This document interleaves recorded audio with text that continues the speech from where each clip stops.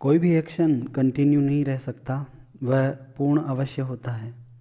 पूर्णता की इसी स्थिति को हम परफेक्ट होना कहते हैं। और प्रेजेंट टेंस में एक्शन जब पूरा होता है कंटिन्यू रहने के बाद, तो हम उसको प्रेजेंट परफेक्ट टेंस में लिखते हैं। Hello friends, this is Raj Daima and you are watching Daima English classes. Present perfect tense को इस वीडियो में हम सीखते हैं। प्रेजेंट परफेक्ट टेंस को हिंदी में पूर्ण वर्तमान काल कहा जाता है। इस टेंस में सिंगुलर सब्जेक्ट के साथ हैज़, प्लूरल सब्जेक्ट के साथ हैव और वर्ब की थर्ड फॉर्म यानी पास्ट पार्टिसिपल का प्रयोग किया जाता है। इस टेंस में अगर हिंदी के वाक्यों की पहचान हमें करनी हो तो हमें सबसे पहले क्रिया के साथ वाक्य के अंत में क्या लगा हुआ है यह देखना पड़ेगा। क्रिया में चुका है, चुकी है, चुका हूँ, चुके हैं, लिया है, ली है, लिया हूँ, लिए हैं, ये दिए हुए रहते हैं।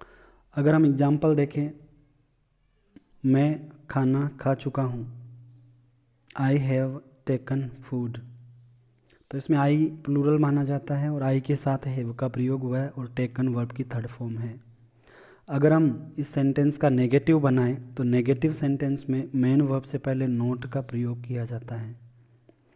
जैसे अब जनरली लोग कहते हैं हैज़ और हैव के बाद नोट का प्रयोग होता है, ऐसा नहीं है। हेल्पिंग वर्ब के बाद नोट का प्रयोग नहीं होता, मेन वर्ब से पहले ये नोट का प्रयोग होता है। नोट एडवर्ब होता है और ये वर्ब को क्वालिफाई करता है, इसलिए एडवर्ब ये हेल्पिंग वर्ब का नहीं है, ये मेन वर्ब का है, तो मेन वर्ब के साथ नोट रहता है। इसकी नेगेटिव फॉर्म अगर हम बनाएं, नेगेटिव सेंटेंस बनाएं तो ये इस तरह से होगा, I have not taken food. Interrogative sentence में हेल्पिंग वर्ब सब्जेक्ट से पहले आ जाती है, तो इंटरोगेटिव सेंटेंस ये इस तरह से बनेगा, हैव आई टेकन फूड।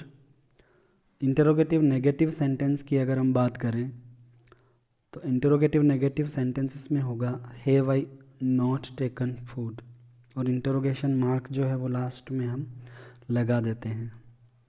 ऐसे ही एक और देखते हैं कि हम क्रिकेट खेल चुके हैं या हमने क्रिकेट खेल ली है, तो वी प्लूरल होता है, we have played cricket.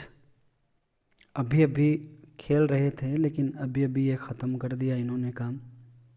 Continue रहने के बाद ये मैच जो है वो उसका डिसीजन हो गया, कोई जीता होगा कोई हारा होगा, और जब उनसे पूछा जाएगा मैच हो गया क्या, तो वो जवाब यही देंगे कि हाँ हमने क्रिकेट खेल ली है, वी हैव प्लेड क्रिकेट। इसका अगर हम नेगेटिव बनाएं तो वही मेन वर्ब से पहले नॉट का प्रयोग होगा, we have not played cricket. Interrogative, have we played cricket, have we not played cricket, ये हो जाएगा इंटरोगेटिव नेगेटिव। एडवर्बियल्स की बात अगर हम करें तो इस टेंस में एडवर्बियल्स होती हैं जस्ट, जो कि हेल्पिंग वर्ब के बाद प्रयुक्त होती है, ऑलरेडी, ये भी जस्ट की तरह हेल्पिंग वर्ब और मेन वर्ब के बीच में प्रयुक्त होती है, इसका प्लेस यही रहता है। टिल नाउ, टिल नाउ का मतलब होता है अब तक। नेगेटिव और इंटरोगेटिव सेंटेंसेस में ये प्रयुक्त होती हैं। येट, अभी तक या अब भी, अभी भी, ये भी नेगेटिव और इंटरोगेटिव सेंटेंसेस में प्रयुक्त होती है। येट सेंटेंस को नेगेटिव बनाता है नोट के साथ। सो फार, अब तक, अप टू नाउ, अब तक, रिसेंटली, हाल ही में।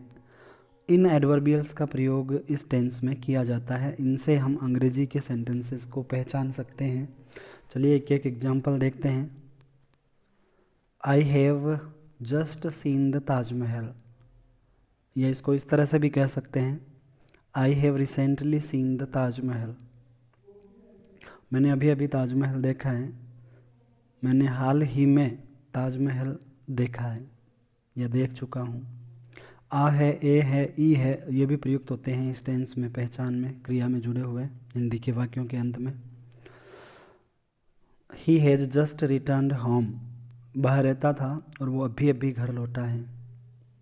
अभी अभी घर लौटा है, या अभी अभी घर लौट चुका है, या अभी अभी घर लौट आया है, किसी भी सेंस में इसका लगा सकते हैं। He has not seen Jantar Mantar yet. अब इसमें येट का प्रयोग लास्ट में हुआ है और ये नेगेटिव सेंटेंस है कि उसने अभी तक जंतर मंतर जो कि जयपुर में है नहीं देखा है। I have not visited the zoo yet, मैंने अभी तक चिड़ियाघर नहीं देखा है। ये नेगेटिव सेंटेंस है। इंटरोगेटिव सेंटेंस में भी इसका प्रयोग हो सकता है। Have you visited the zoo yet. इस टेंस में सिंस फॉर का प्रयोग भी किया जाता है बिगिनिंग टाइम को बताने के लिए कि कब से वो यह काम पूरा कर चुका है, कब से यह काम पूरा कर चुका है। तो he has left America for 2 years। Since का प्रयोग अगर हम यहाँ पर करें, I have worked in that factory since 2015। 2015 से उस फैक्ट्री में, उस कारखाने में काम कर चुका हूँ।